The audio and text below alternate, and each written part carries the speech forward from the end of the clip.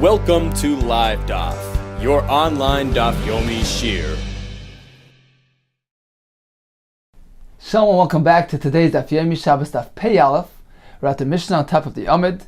Says the Mishnah, Etzem, what is the minimum amount of Etzem, of bone, with regard to Haitzah on Shabbos? Kedei lasis tarvad, sufficient amount to fashion from it a tarvad, a spoon. Taisa says we're speaking about a tarvad, a katan, a small size spoon. Rabbi Yehuda Omer, kedei lasis mimenu chaf, in order to fashion from it a chaf. Now a chaf is the mechanism of a lock. It's the teeth of the chaf is a tooth of a lock. So at this point, actually, the Gemara is going to assume that chaf is referring to the entire lock. So Reed is telling us that we need enough bone to fashion the entire lock. Continues the Mishnah, zchuchis. What about a piece of glass?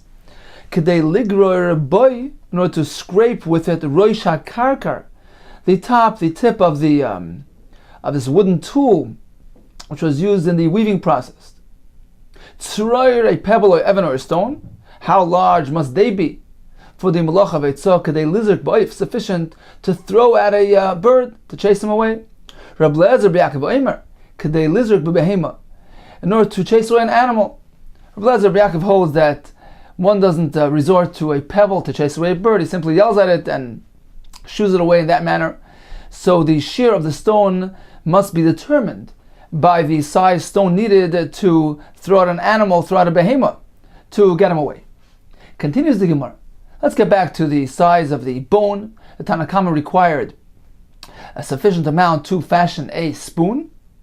Rav Yehuda tells us, the Gemara presumes we're speaking about fashioning the entire lock, which seems to be a greater volume, greater shear than the shear of the spoon of the Tanna Kama.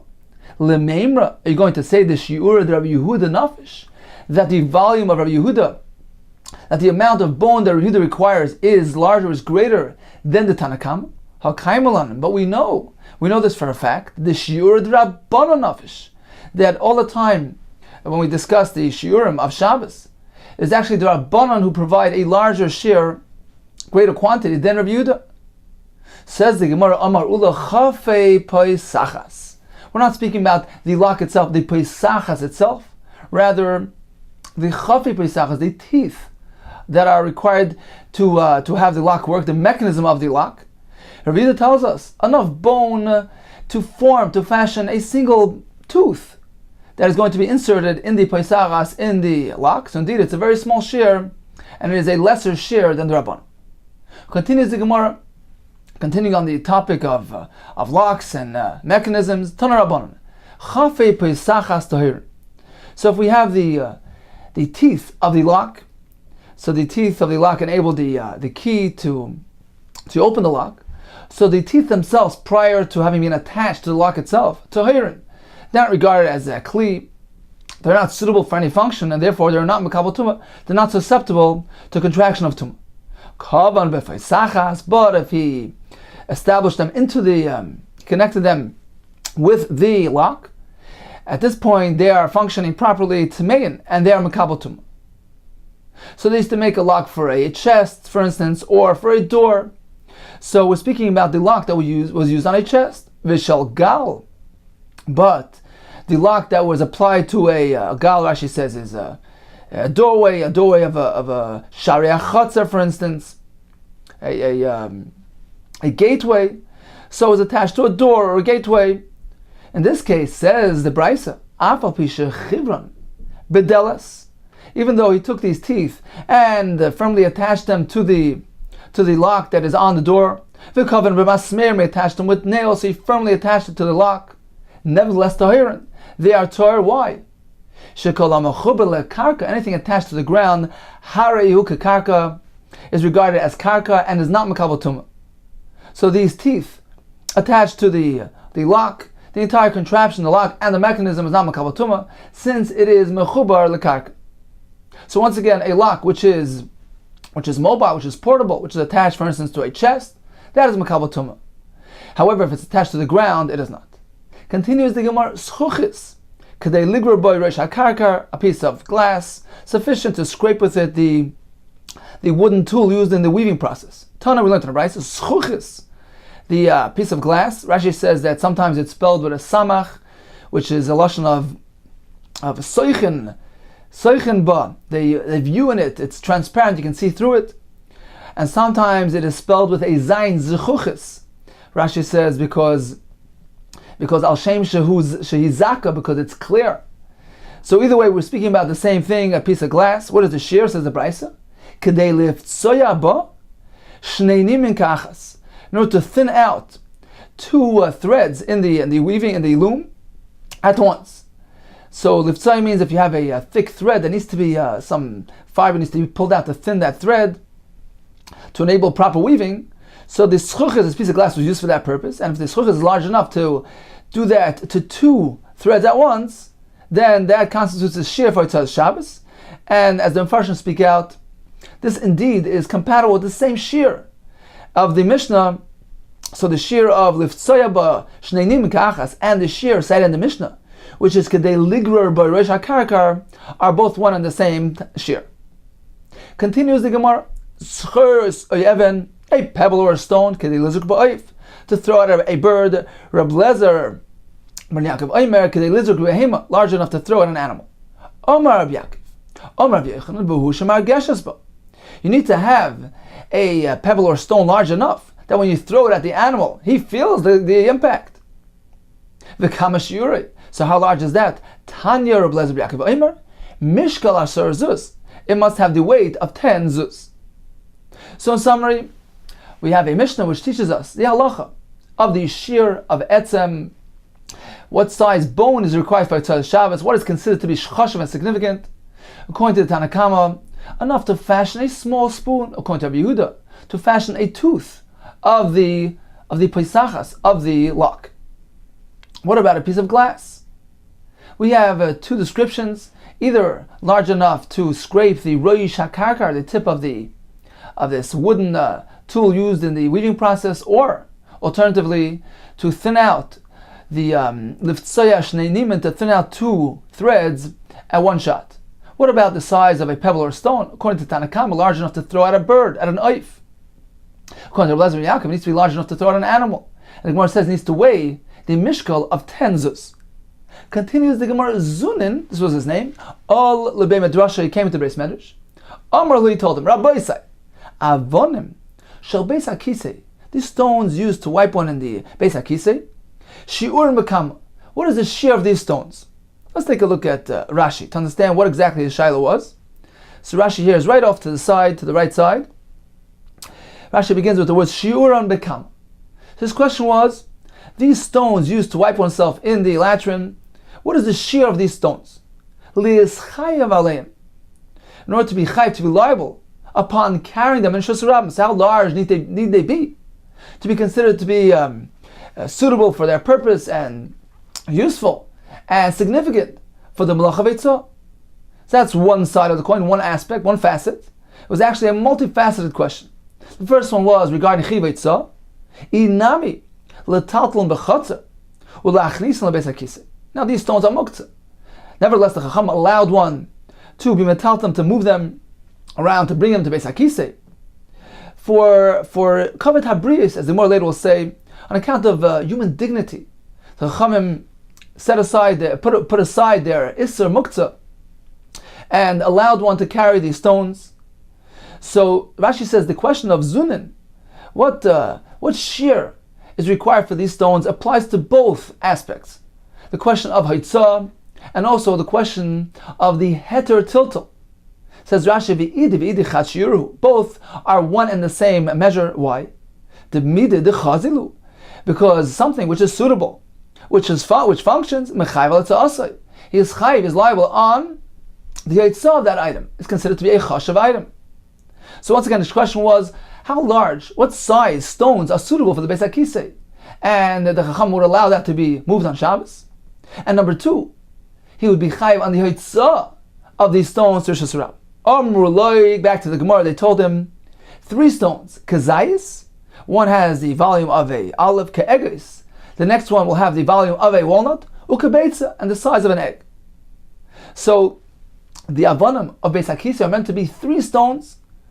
He's meant to wipe himself using these stones of various sizes. As Rashi explains, first they would use this smaller stone to actually direct it to the waist and remove the waist. Then the slightly larger stone to wipe a bit more, and then finally the larger stone kibetza, which would be used to complete the wiping process. So this was their answer. It needs to be 3 stones, and in these sizes. Amar Lusi told them, "You're being too particular here. V'chi turtene yachnis." Is he meant to bring a turtene, a scale, with him to the Beis HaKisei to start measuring the stones? You're being too particular, too practical. Nimnu v'gamru. So they took account and they concluded, Malay hayad. You don't have to be so particular about sizes. Take a handful, and that is regarded as sufficient and practical, useful for the Beis HaKisei. And again, it won't be muktzah, and if he carries that on Shabbos, he'll be chayav achatas. If he carries that on Rishus Ram. Tanya will learn Raisa, Rabbi Yosi Omer, kazayis ke'egaz u'kabetza. You need those 3 stones of various sizes. Reb Shimon ber Rabbi Yosi Omer, mishum aviv. So Reb Shimon quoted his father, Malay hayad, a handful. So the Farshim explain, perhaps initially Rabbi Yosi figured you need these 3 stones with their particular sizes, but eventually he changed his mind, and Reb Shimon indeed quotes in his name that the conclusion is Malay hayad, a handful of stones. Tan Rabbanan, we learned in the Bryce. We have a couple of other shittas regarding the particulars of these avanim, which were appropriate for the Beis HaKisei, and thus a mutter on account of muktzah, and are chayiv on account of eitzah.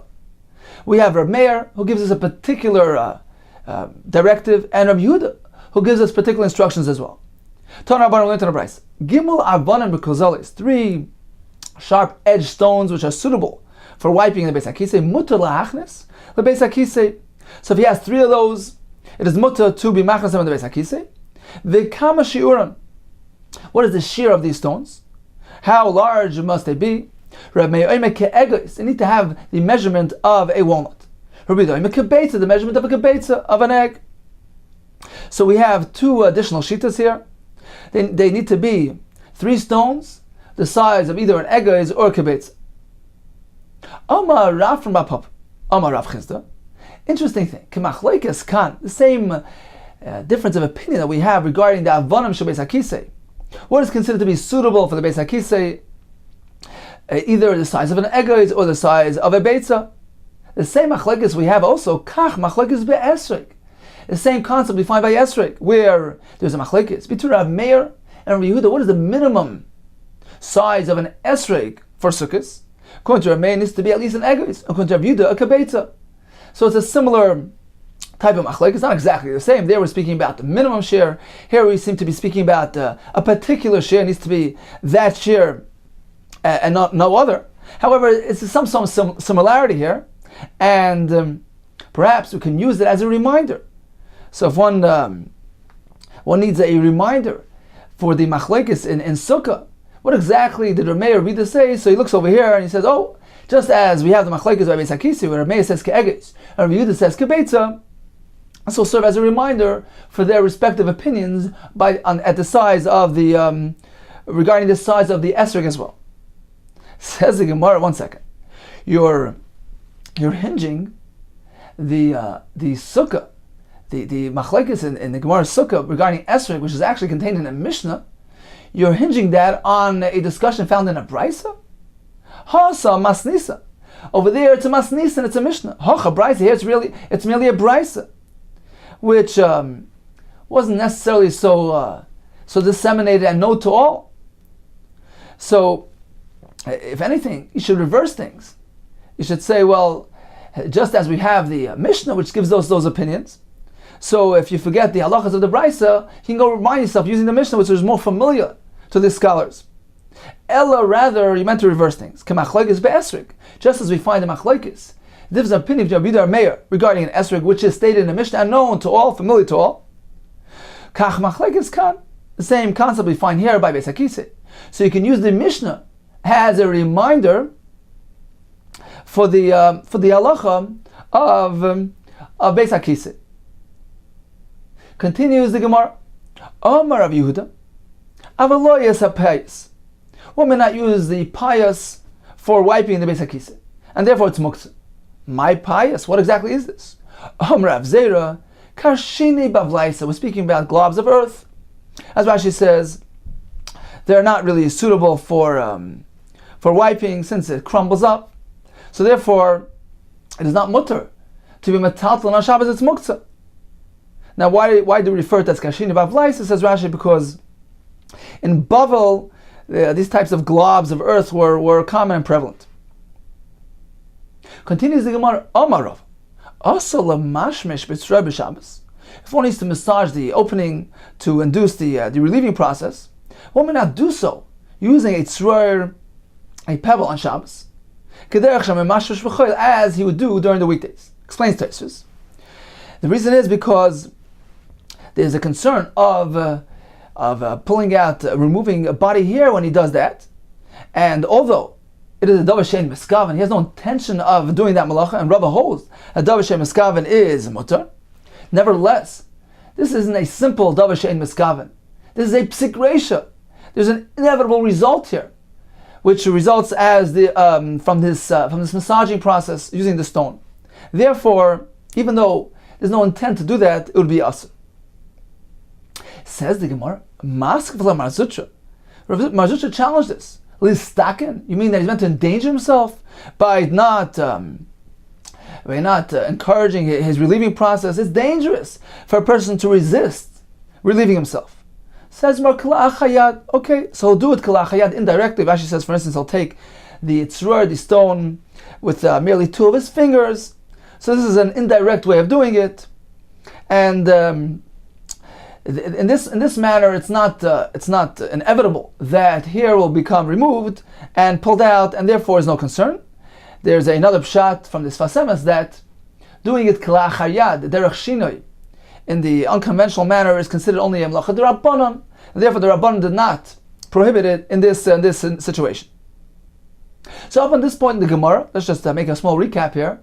What is the shiur of the avonim of the Beis HaKisei to allow muktzah and to be liable for hitzah? We actually have 3 shiurim. Initially, the Gemara concluded the malay hayad, a handful regardless of the size of the stones. We have Rav Meir who tells us 3 stones, a shiur of kebetz ke'egois, and according to Rav Yehuda, 3 stones, a shiur of kebetz. Continues the Gemara. Omer Rabbi Yanai, im yesh makom kavua lebeis hakisei. If one has a set established place for his beis hakisei, in this case, the Rabbanan were more lenient. They allowed him to take malay hayad, a handful of stones, because even if you won't use it this time, use it next time. Im la, but if it's not an established place, it's merely a temporary relieving area, it's a one-time thing. In this case, the Chacham did not allow a heter of muktzah for a large amount of stones. He can only carry imlav ke'echreya. He can only take 1 stone. Ke'echreya. Echreya means a compromise. We had various volumes, various shiurim mentioned earlier, starting from the largest, which was kebetza. We had the shiur of an egg, a walnut, and the smallest was the kazayis. So ke'echreya means the one in the middle. It's a compromise. The medium-sized stone. So once again, Rav Yani tells us if it's a place which is not a beis hakisei kavua, then he's only allowed to be metaltal muktzah 1 stone the size of an egoiz of a walnut. Continues the Gemara, meducha ktana shel b'samim. May one use for the beis hakisei a meducha ktana shel b'samim, a pestle used in a small mortar used to crush spices. So it's really muktzah. Can one use that for the beis hakisei? Omar Rav Sheshes, it depends. Im yesh aleh eid mutter. If there's some marking of previous use, meaning it was already used previously for wiping the beis hakisei, in that case, it's intended for this purpose, and it is not regarded as muktzah. Now, we have a machlokes actually. This is Rashi's pshat. Tosfos, the Ran, disagrees with Rashi's pshat. The Ran says nobody uses a pestle for wiping, and the pshat in the Gemara must be something else. So they learn a little differently in the whole Gemara here. Let's back up a couple of lines, back to Omer Rav Yanai. 4 lines back, Omer Rav Yanai. Im yesh mokem kavua lebeis hakisei. If he has a set established place for the beis hakisei, then malay hayad, he can bring in a handful of stones. There's no concern about muktzah. As Rashi says, for instance, if he's going to have some leftover at night, he'll use it the next day, so there's no concern regarding value. Im lav. But if it's not a established place, then he's only allowed to bring ke'echreya meducha ktana shel psamim. He can only bring in a stone which equals the meducha ktana shel psamim, this pestle. The Ran says it means that it has the same weight of the pestle. According to Tosfos, he learns hechreya means a regel, the leg of the meducha ktana, the leg of the small mortar. So this is the meaning of hechreya meducha ktana shel psamim. It's referring to a stone, but the Gemara is giving us the size. What size stone may he use? Stone which equals this hechreya of meducha ktana shel psamim. And the Gemara continues, Amrav Sheshes, Im yesha leo eid muta. If any stone, any amount of stones, if they have an indication, a trace, an aid means a witness, there's an indication that these were used previously for wiping, in that case they're not muktzah. So any amount of stones, any size, will be allowed. So this is the ultimate pshat in the Gemara, Tosfos, and the Ram. Okay, in any case, we have a statement from Sheshes which tells us that if something was already previously used, then that removes the muktzah status. Says the Gemara, is that so? Is that something that one would do? Is it advisable to use something which was previously used? May say willing to the price. There are 10 practices which can bring a person, which bring a person to hemorrhoids. These are the 10 things. He eats vine leaves, reed leaves, vine leaves, these little branches, these shoots, these vine shoots. Below melach, marige behema is the parts of the animal which are ridged. For instance, Rashi says the tongue, klipa salashon, the top of the tongue, the cheich, the cheeks, so they have the ridges in them. So if one eats these parts of the animals below melach without salt, or b'shidur shel dog eats the spine of a fish, v'dog maliach, shalei bishal called tzarchai, a salted fish which is not cooked properly, v'ashoyse shimmer yain, he drinks the residue of wine found the residue found on the bottom of the barrel of wine. One wipes in the Beis HaKisei besid using lime, v'charses using a piece of pottery, v'tzroyer shekeneach b'chaveri, a pebble which his friend had already used previously. So according to Rashi, actually, these three things go together: besid, b'charses, u'b'tzroyer shekeneach b'chaveri, all the same thing. Meaning, any of these items which were previously used, they're not meant to be used again by this person. Other Mefarshim say these are 3 separate items here. Mekaneach besid, he uses lime. Alternatively, he used becharsis, use a piece of pottery, or bitzroy shekeneach b'chaver, or a pebble which was previously used by his friend. Another thing, one who relieves himself standing. So we see that one is not meant to use an item which was previously used for wiping in the Beis HaKisei. Says more like kash, so it's not a kash. Ha belach, the Bryce is speaking about an object which is still moist from the previous wiping. Ha beyavish, but if it's already dried up, then it's okay. Another pshat, kan mitzad echad, when he's using the same side of the object which was previously used, that is not recommended. However, Rav Sheshes was speaking about using the other side which was not used for wiping. If he's using his own, whatever he already used, himself used previously, that's okay. The Brisa, which negates that, is speaking about using his friend's item. Something which his chaver had used for kinuach. Okay, continues the Gemara. Omar li'abayda Rav Yosef. So we know that if there is an aid, if there is an indication that the item was previously used, then it is no longer considered to be muktzah. What if it was sitting out in the rain, and it tashed the shur and it became washed out, and the waste was washed off the item? Ma'u. What is the halacha? Does it revert to its muktzah status? Rav Yosef said, take a look. If it's still discernible, if there's still some trace there, then it remains non-muktzah, and mutter, it's allowed to be used. Rabba barav Shila, mirav Chizda. So we know that the Chacham removed their muktzah, the Issa muktzah, from these avonim that are necessary for the Beis HaKisei. Mahu lahaloisam achav legag. What about taking these stones up to the roof to use them up there for Beis HaKisei? Says Rashi, why would I think that you cannot do that? Says Rashi on the top line here, Mahu lahaloisam achav legag. Im Allah sham lifnois. If he went up there to relieve himself, michai shinan. Are we concerned for this excessive exertion of carrying these stones up to the roof? And therefore it's us or loy, or perhaps there's no concern. Tosfos says a different pshat. Tosfos says that perhaps up on the roof, that's a predictable location. That's a place where he could have placed the stones there from Erev Shabbos. There's no need really for him to carry them up on Shabbos. Perhaps the Chacham did not did not do away with their Issa Muktzah. He should have prepared it before Shabbos. So that is the shayla in the Gemara. Perhaps it's different when he's using it up on the roof, or when used out in the field, which was far out. The Chacham did not trouble him to bring the stones out there from before Shabbos, and even if he's going to leave them out there, perhaps somebody else will take them from him. So perhaps we can differentiate between the Beis HaKisei out in the field, where the Chacham did away with the Issa Muktzah and allowed him to carry, to be metaltal Muktzah stones, as opposed to up on the roof, where he should have prepared it from before Shabbos. So this was his question. Mahu lahaloisam achav legag. Can he carry those stones with him up to the roof? Rav Chizda responded, yes, certainly he could. Gadol kavod habriyos. Human dignity is so great. Shedoich es loisa shesha b'Torah. It could even be doich, push away a loisa in the Torah. Let's take a look at Rashi.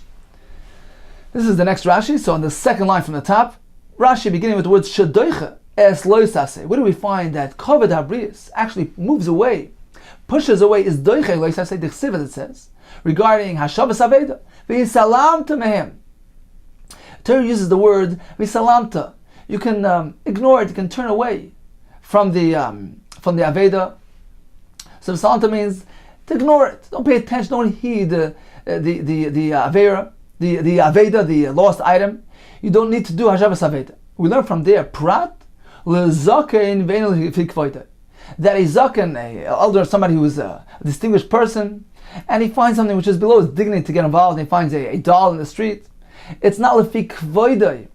It's degrading for him to get involved in this type of item. The Torah allows him to ignore the item. He may pass over it, does not have to return it to its owner. So you see that the Torah does away with a lav, because there's an issa lo sucha lisalam, one may not ignore an aveda. And on account of covered habriyas, human dignity, the Torah did away with that. V'hachanami, here to an al Gemara. How does it apply to us? Tiltu d'Rabbanan, we're doing away with Issa Muktzah, which is actually based on a lois hasei. It's surely only the Rabbanan, it's not the Raisa, but Allah the lois sasur asimcho Rabbanan.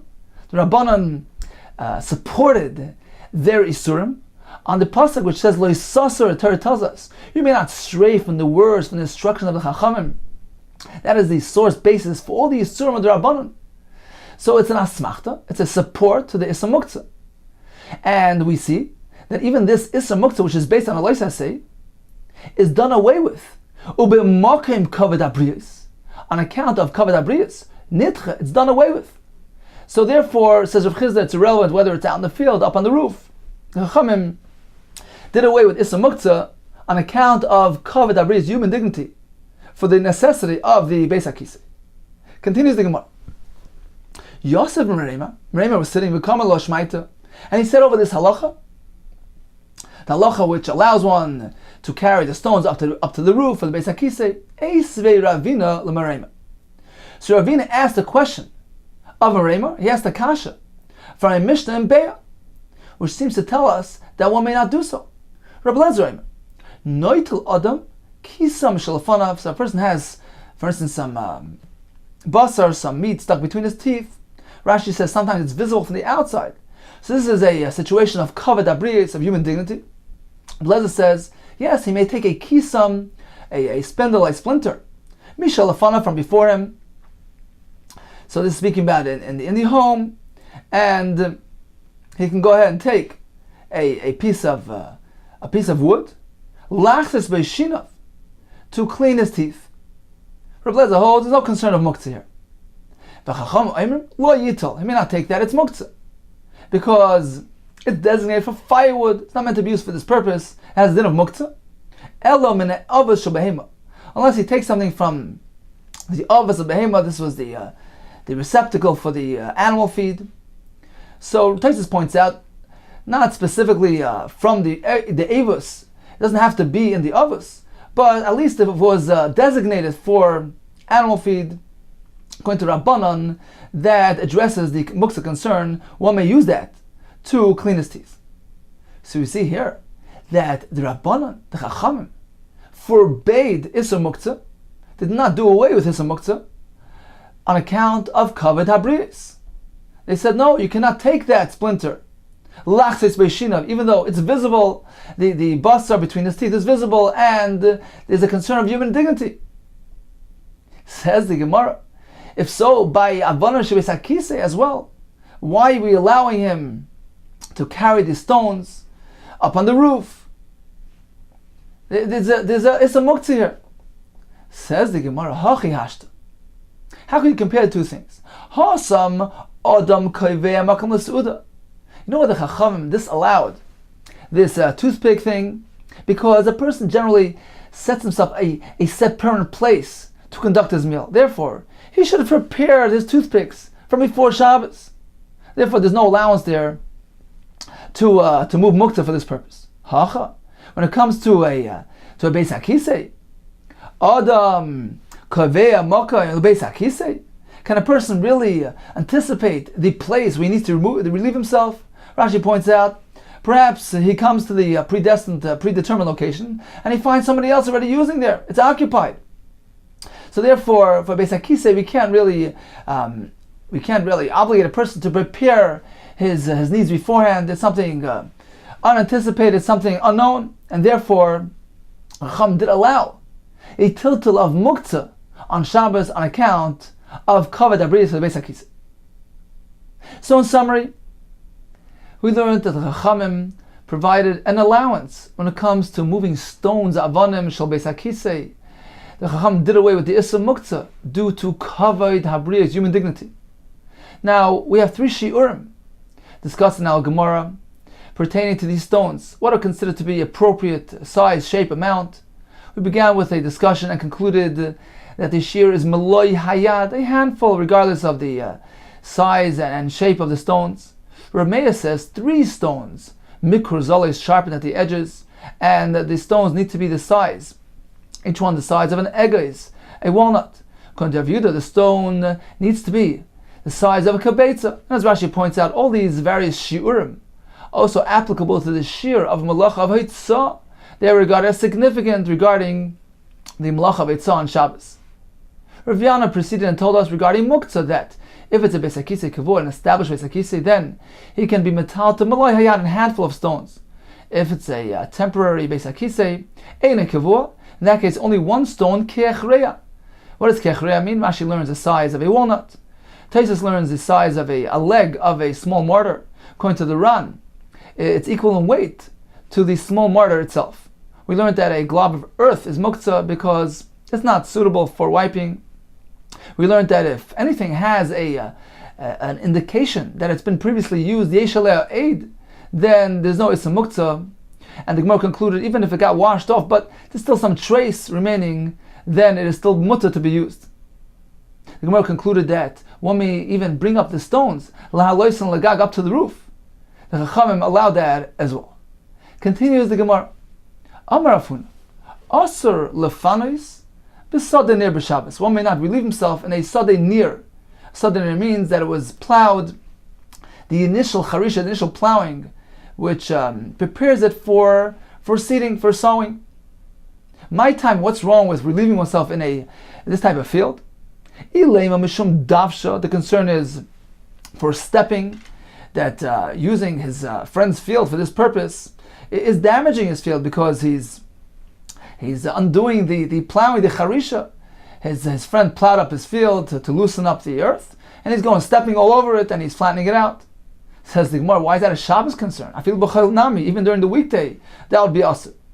Ve'ela rather mishum asavim, because of concern of asavim, of grass, because the moisture in the ground generates some grass growing on stones, and he's going to take this stone to wipe himself with it. Perhaps he's going to detach some of those asavim, some of those grasses which are growing on this stone. Says the Gemara, that's not a concern. V'amar Rish Lakish. Didn't Rish Lakish tell us? So you have a stone with grass growing on it. But one may use it to wipe himself. Why? Because Rish Lakish rules according to the Shita Reb Shimon that if he has no intention, no kavana, it's a davar she'edim miskaven, it's mutter. Certainly if one actually explicitly pulls off the asavim from the stone, that certainly is an isra, that's a malach. Chayav chatas. But if it happens inadvertently, if he's merely using it like kaneach to wipe himself, there's no concern. So why is it usher to use a sadanir on Shabbos? Says Umar Ella, rather there's a following concern. Dilma, perhaps. Nokit me'iloi. He's going to take a stone to wipe himself from the top of a mound. V'shada l'tatoi. And perhaps he's going to throw it into a little pit there, into a crevice. In that case, he's chayiv. It's a malacha. U'machayiv mishum derab. He's chayiv on account of Rabba's halacha. Damarab. Hoysaloi guma. If one has a pit, a crevice, v'tamam, and he fills it up. Bibayis, if it's in his home, so he flattened out the floor of his home, chayiv mishum baina. It's a malacha of baina. Besad, if this happened in the field, chayiv mishum chayrish. He's chayiv on account of the malacha of chayrish, because he's flattening out the earth. He's enabling planting. So this is contained in the malacha of chayrish. So indeed, this is the concern. This is why Rav Huna tells us, asur lefanos besad ne'er Shabbos. One may not relieve himself in this plowed field for concern that perhaps it might end up in a malacha of chayrish. If he takes a glob, a rock to wipe himself, and he throws it into a pit. By doing so, he flattens out the earth, flattens out the field, which is a malacha of chayrish. Gufa, we just learned. Amar Rish Lakish. Tzroyer she'olo b'yasavim. So we have a stone with some grass growing on it. Mutar l'kaneach bo, he can use it to wipe himself. Va'ad toilish mimenu b'Shabbos. But if he goes and rips off some of the asavim from this stone, chayav chatas. He's chayav chatas because he detached something from its source of growth. Amar Papi. Shema mina mid Rish Lakish. We can deduce from the halacha of Rish Lakish. Rish Lakish tells us that one may lift the tzroyer off the ground, even though it contains something growing on it, which is, although not rooted in the ground, it's sitting on the stone, but it's nurturing from the ground, it's receiving its sustenance from the ground. Nevertheless, Rish Lakish tells us, one may lift it off the ground into the air. Apparently, says Rav Papa, we can deduce from here, we can apply this halacha to a different circumstance. Shema mina with Rish Lakish. We learn from this halacha Rish Lakish. Hi parfisa. This parfisa item, shori l'tatuli, one may lift it off the ground on Shabbos. Let's take a look at Rashi. Hi parfisa, this is Rashi off to the left. Around halfway up the Amud, it turns up around 20 lines above the wide lines. Rashi begins with the words Hi parfisa. Says Rashi, this parfisa is a otzitz nakav, a perforated flower pot, shezorobai, which was planted, where they planted in it. So this flower pot may be lifted off the ground on Shabbos. Take a look at Rashi. I found in Shuvas HaGoinim something very interesting. What was this parfisa used for? What was the function? They would fashion these baskets from palm branches. They would fill it with earth and animal waste. And v'chaf base 22 oy tezvav yoim fnei Rosh Hashanah, either 22 days or 15 days before Rosh Hashanah. Oysin kol echad ve'echad l'shem kol koton uktana shebayis. So everybody would fashion one of these flower pots, these parfisas, for every child, every koton and ktana in the home. And what would they do with it? V'zorin l'seichen pola mitzri oikitnis. They would plant in it legumes or pola mitzri beans. V'korin loy parfisa, and they would call it parfisa. Parfisa, some say, is represents poil. So poil amitzvah parfisa. V'tzomech, so it would grow. Ube'er Rosh noitu kol echad shaloi. Everybody would take his personal parfisa. Umachziros yos roishay, and they would circle around their heads. Shiva pam 7 times. V'oimer zetachazeh. This instead of this, zechalifasi. This is my exchange. Etzmurasi. This is instead of me. Umashlichai lanar, and then toss it in the river. This is reminiscent of our minig kaparas. In fact, the Magen Avraham says this is a source for the minig of kaparas done. So this is the farfisa, this basket containing this growing substance there, these growing beans. So the Gemara tells us that evidently it is mutter to pick this basket off the ground. This is an otzes nagav, a perforated pot. It's receiving its sustenance, nutrients from the ground. It's not rooted in the ground, but it's receiving its sustenance from the earth. Nevertheless, one may lift it off the ground up into the air. And this indeed is learned from Rish Lakish, who tells us that one may use a tzroir, a stone which contains asavim growing on it, for wiping the basic kisa on Shabbos. One may lift it off the ground. So these items are very similar, and therefore apparently it's mutter. Again, let's see the Gemara inside. Omar Pap, Shma mi no Rish Lakish. Apparently, from Rish Lakish is halacha we know. Hi parfisa, this basket sholi tatuli. One may lift it on Shabbos. Maskler of Kahana. How can you equate the two? There's an Issa D'Rabbanan here. Surely he's not detaching anything from the ground because it's not rooted in the ground, but he's decreasing the nutrients. He's being the nutrients of the farfisa by lifting it off the ground. It's still alive. It's still receiving its nutrients, but he's decreasing the flow. If so, midrabbanan, it should still be aser. Maskal Rav Kahana. Rav Kahana challenged this conclusion. Im amr letzorich. Yeah, if the Chacham allowed this type of thing, letzorich, meaning for the sake of kavod habriyos, we allow him to lift this stone with the grass on it off the floor, even though it involves a malacha d'rabbanan of toilish, because of kavod habriyos, for human dignity. Do you think the Chacham would allow this if there's no need for kavod habriyos? So you're right, Minat Torah it's not asr because it's not actually detaching anything from the ground. But Midrabbanan it's asr because he's diminishing the lifeline, the nutrients. It needs to travel further, it's diluted in the air, there's less nutrients coming. So there is a malacha of toilish of detaching Midrabbanan taking place here. It's only mutter. In the Beis HaKisa on account of kavod habriyos. Amar Rabbi, parfisa, this parfisa item, hoyil v'asal yad, once we're speaking about it, lema b'misa, let me tell you something about it. It was placed on the ground. He lifts it, places it on these pegs on a stand. He is chayev on account of the melacha of toilish or detaching. If it was sitting on these pegs, he took it off and placed it directly on the ground. Chayev, he's liable on account of the melacha of planting. As Rashi points out, we're not speaking about the melacha is d'oraisa here, because he's not actually planting something or detaching something from the ground. He's merely increasing its nutrients, decreasing its nutrients. This is a melacha d'rabbanan. The word chayav here is referring to an issa d'rabbanan.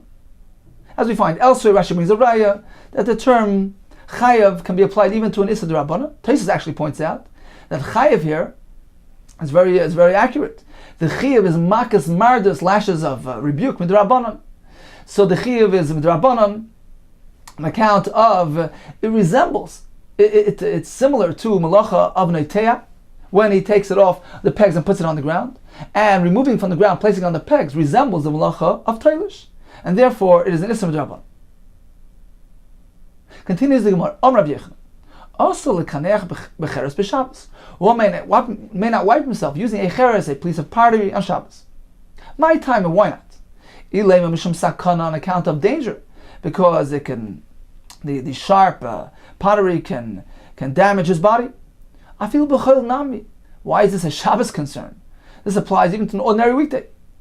Perhaps because of kshafim of sorcery, a person who uses a cheres to wipe himself, he avails himself and makes himself susceptible to the influence of kshafim, as we will learn later the Gemara. If so, once again, this is not a Shabbos concern. Afilu b'chol nami, even during the weekday, there should be a concern. Ella says more rather, v'ella mishma asharas niman. So you're going to say is the reason because of asharas niman? Because when he uses his sharp cheres, he's going to pull out some of the body hair. Says the Gemara, that's not a concern. Davashem is skavenu. It's something which he has no intention of doing. And Rav Yochanan is of the opinion that Davashem is skaven is mutter. So why can he not use a cheres on Shabbos? Amulu Rav Nosson bar Vashi. So Rav Nosson bar Vashi responded to them. Gaver Rab or Milsa, when a great person says something, neighbor time. Gaver Rabba Omar Misa, Rabbi Yochanan, who's a Gaver Rabba, he said something. Omar Milsa, he said something. Name about time. Let us give it an explanation. Let us try to understand what he's trying to say. This is what he meant to say.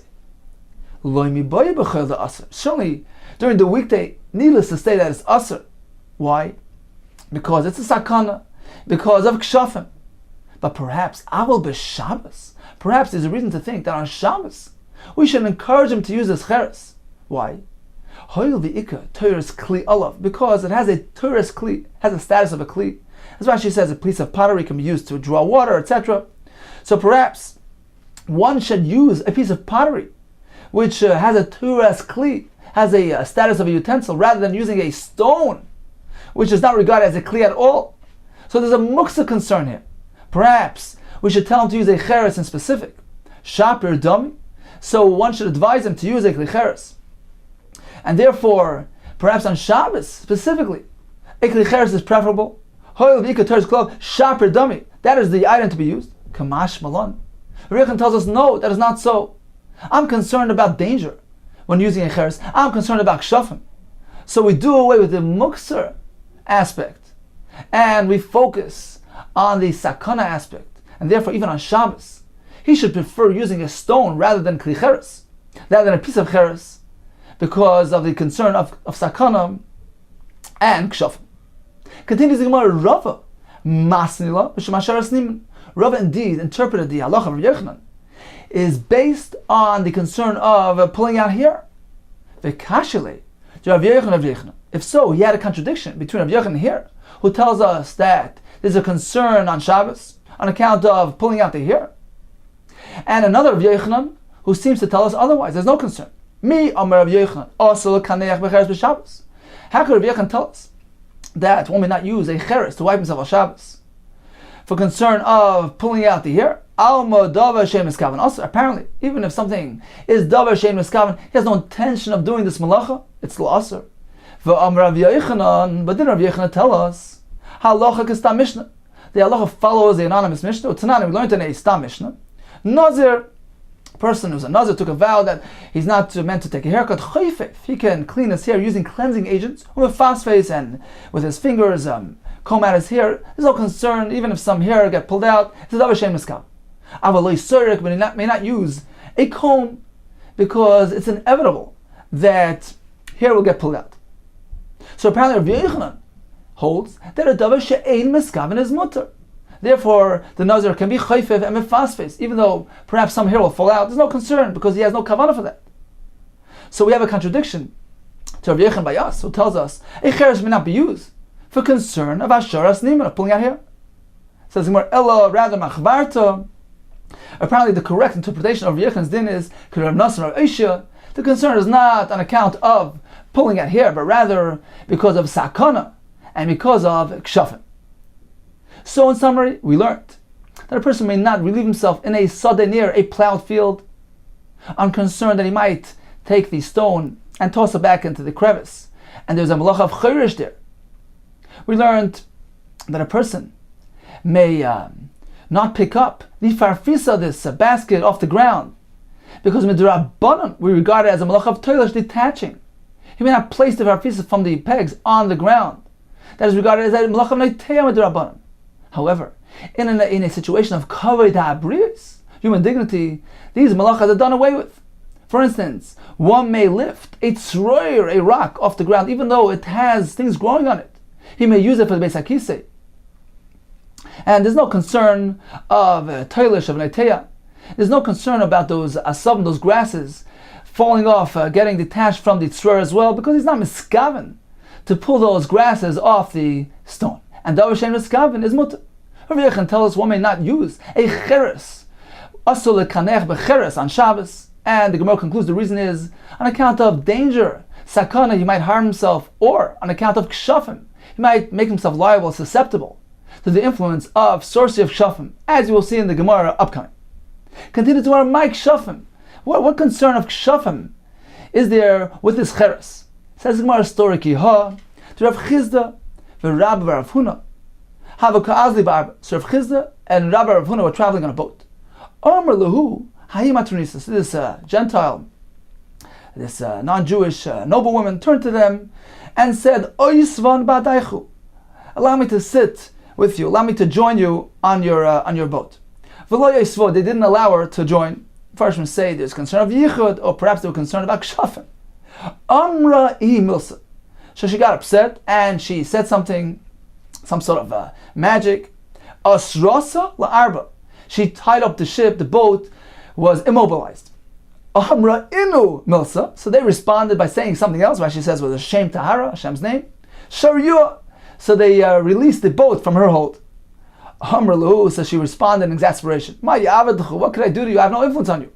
Because you're careful about the following three things. You don't wipe yourself with a cheres. You don't kill a louse on your clothing. And you don't pull out a vegetable and eat it straight out of the bundle, mikisha, from the bundle, the asir gina, that the gina, the gardener, tied up. You untie the bundle prior to eating. So since you're careful with these three practices, I cannot have any influence on you with my kshaf and my sorcery. So we see that refraining from using a cheres for kinuach protects a person from the influence of kshaf. Okay, time for a brief chazara of today's daf. We began with the Mishnah that provided a shiur for the yotzah of etzem, of bone, according to the Tanakama. The required amount is sufficient to fashion a small spoon, according to Rav Yudah, to fashion a tooth of the pesachas of the lock. What about a piece of glass? That needs to be sufficient to be goyre the resh karka, to scrape the tip of this wooden tool used in the weaving process. And the Gemara adds an alternate shear, which is sufficient amount of glass to lift soya shneinim, to thin out two threads on the loom, two threads at once. What about the size of a stone, according to the Hanakama, sufficient to throw at a oif, at a bird? According to Lezer and Yaakov, it needs to be large enough to throw at an animal. The Gemara concludes it needs to be mishkal, a weight of 10 zuz. We learned about the avonim shabeis hakisei. What are the shiurim? So that the Rabbanan allow a person to carry these things, to move these things, and did away with Issa Muktzah. And as Rashi says, these are shiurim for Hoitzah Shabbos as well. These are regarded as significant, as chashiv. We have 3 shiurim.